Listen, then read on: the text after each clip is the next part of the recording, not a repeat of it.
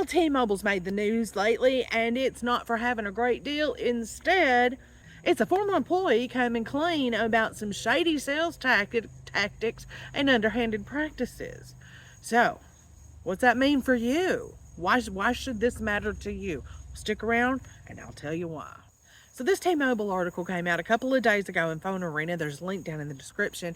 And in it, there's a former employee. He worked for a T-Mobile retailer. And he said that he has documented proof that sales reps are committing felonies for the sake of getting their commission.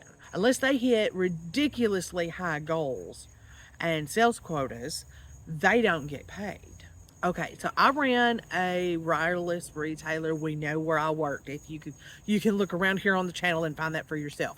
But from my experience, those sales numbers can be ridiculously high, and it's the company's way, the retailer, it is their way of avoiding paying out commissions. But at the same time, if you don't hit those numbers, your job's in jeopardy. So the trick is for the sales reps to hit a certain number and not go over it or under it too often. You know, one of the things that seems to be consistent with every company and the, other people that I've talked to in the industry, they all say the same thing, auto pay, insurance, and accessories, those three things. And usually there's a certain plan at least different times of the year. There might be a certain plan, a certain calling plan that they have to sell more of. So and it was like that for us too. And in my store, we were transparent. I didn't believe in bullshitting people with their phones. And you know that here on the channel, I rarely render a final opinion on a phone. I want you to figure it out on your own. But I was also transparent with the pricing. You know, I didn't try to slip anything in that nobody was going to notice.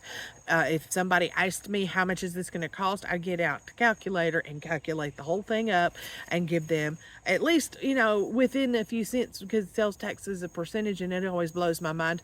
I would give them a good solid estimate, right? And I would give myself room to add some discounts if I needed to. So I believed in haggling. I priced the accessories based on what they cost the company and how much we needed to make, while maintaining a competitive price that is not too far above what was our major competitor, Walmart and Amazon. That was the way I ran my store, and that's what my employees, were all in agreement on this. We did not do shady. So to protect yourself, this is what you need to know whenever you go to the store. These are the questions that you ask. Number one, how much is this going to cost today? Ask for a detailed, itemized breakdown of everything you're buying today. Write the number down, and then when you get to the checkout, make sure it's the same total. Then get an itemized and detailed receipt and look to see if they have put insurance on your phone. Look to see that the accessories are the price they're supposed to be, and the price you were told they were going to be, and the price they're marked, because sometimes we leave room to haggle.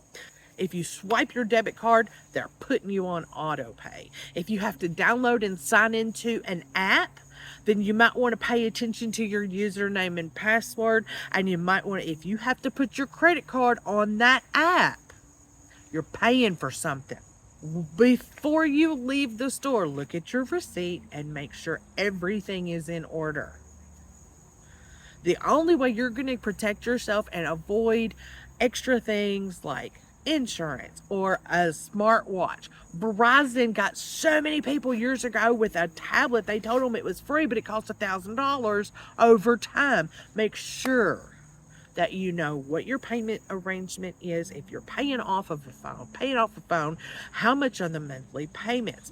If you are buying service for the first time, get them to tell you exactly how much your bill is. They can calculate that. Don't let them tell you they cannot, because they can. They can look in the system and see how much your bill is going to be. That way you know how to budget. You know what your bill is supposed to be. And if it's going to be a penny more than that, account for it. If you are looking online to see what the selection is before you go in the store, keep in mind that the deals online, the prices online, and the selection online might not be exactly what they are in the store, because online that's a corporate sponsored sale, so the prices might be different and you might be able to get a better deal, and sometimes you can get a better deal inside the store. I'm always going to advocate for in-store shopping on behalf of the sales reps, because many of us are honest. Many of us do run an ethical and conduct ethical business and conduct ourselves with personal integrity.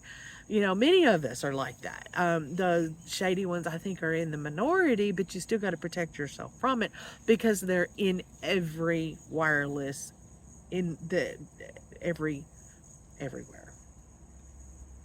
If you found this video helpful and you want to learn how to be a better shopper, you want to learn how to use your tech, your handheld cellular device, to the best of your abilities, stick around, subscribe to the channel, watch this video.